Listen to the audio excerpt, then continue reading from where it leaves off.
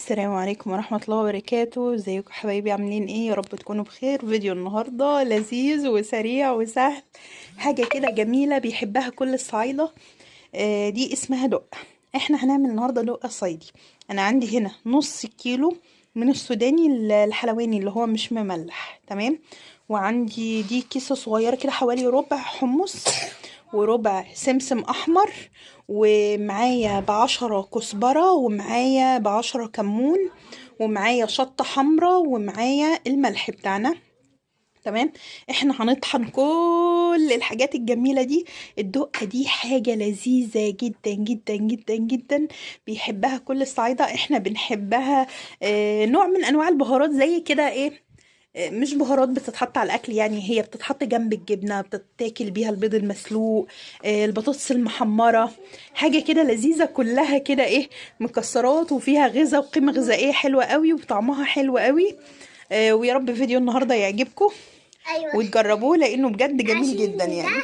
حلو جدا. بعد ما نخلصوا التقليدة دي هيبقى طعمها حلو، وبعد ما ندوقها هيبقى طعمها تحفة. اشتركوا في القناة وابعتوا لايك. برافو. يلا بقى هنروح نطحن في الكبه كده وهنوريكم. انا حطيت بقى اول حاجه كده نص مقدار الكزبره على الكمون وهطحنهم كويس.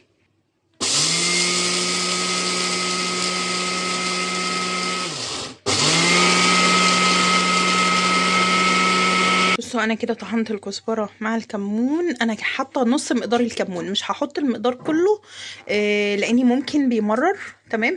فانا خدت نص المقدار اللي هو ابو 10، مش هحط المقدار كله. وهحط الكزبره الباقيه معايا. حطيت باقي الكزبره كده وحطيت عليهم شويه سمسم وهبدا اطحن. دي الكزبره مع شويه كمون، تمام، مع شويه سمسم. هنكمل باقي الخلطه وهوريها لكم. ده السوداني هبدا اطحنه. بصوا بقى لما نيجي نطحن نحط شوية سمسم من تحت، وعليهم شوية كزبرة، ونحط عليهم الفول السوداني عشان السوداني بينزل زيوت فبيمسك فما بيرضاش يطحن قوي، تمام. بصوا لما بنحط السمسم ومعاه كزبرة ومعاه السوداني بيمشي في الخلاط. غير كده بيبقى تقيل، ما بيرضاش يعني بيتفرم، بس بيبقى تقيل ما بيبقاش ناعم يعني.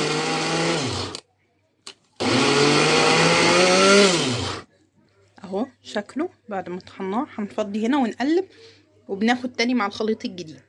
بصوا ده السمسم، وانا كده هقلب كل الخليط على بعضه وهبدا احط له الملح والفلفل، الملح والشطه. بصوا حطيت عليها الملح وهبدا اقلبها كويس. طبعا بصوا بتبقى ايه، فيها حتت كده بنحاول نفرفتها بايدينا. دي الزيوت بتاعه السوداني وبتاعه الحمص، بينزل زيوت، تمام. ما شاء الله جميله قوي.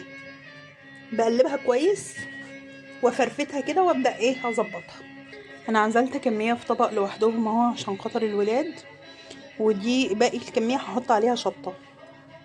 بصوا ما شاء الله لا قوه الا بالله. هنشوف بقى الطله الاخيره كده واحنا بناكله مع البيض، حاجه كده تحفه. طبعا ده الطبق الصغير ما فيهوش شطه عشان الولاد، وده اللي حطينا له شطه. حاجه كده وهم بجد ما شاء الله، هتحبوها خالص. بتفتح النفس جنب الاكل، جنب الجبنه القريش البيض، الاكل الفلاحي يعني بتاعنا ده. بتبقى حلوه قوي. صحه وهنا على قلبكم. يا رب ايه فيديو النهارده يكون عجبكم. بصوا بقى الحلاوه والجمال ما شاء الله لا قوه الا بالله. سلقنا بيض وادي السميت والدقه. فاكرين زمان كنا في الافلام واحنا صغيرين يقعد على الكورنيش ينادي كده، نسمعه بيقول ايه، سميت وبيض ودقه، سميت وبيض ودقه. ادي الدقه اهي، وادي البيض، وادي السميت، وهناكل دلوقتي 100 صحه وهنا. ما شاء الله لا قوه الا بالله. حاجه كده ايه، تحفه وهم. نغمس كده. بصوا مش محتاجين نحط ملح للبيض ولا فلفل ولا اي حاجه. من طعامة الدقه انتي بتاكلي البيض وبتاكلي الجبنه بطريقه غير عاديه. ما ايوه، شاء الله لا قوه الا بالله، تحفه. اشتركوا في القناة وابعتوا لايك وباي. قولي لهم حلوه الدقه يا روفي، عجبتك؟ حلو الدقة، عجبتني. صحة وهنا على قلبكم، ويا رب الفيديو بتاع النهاردة يكون عجبكم، وما تنسوش تشتركوا في القناة وتفعلوا الجرس عشان تعالوا يوصلكم كل اوريكم جديد. هيبقى طعمها حلو ازاي.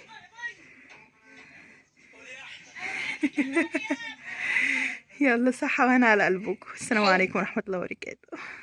اشتركوا في القناة وابعتوا لايك وباي، مع السلامة.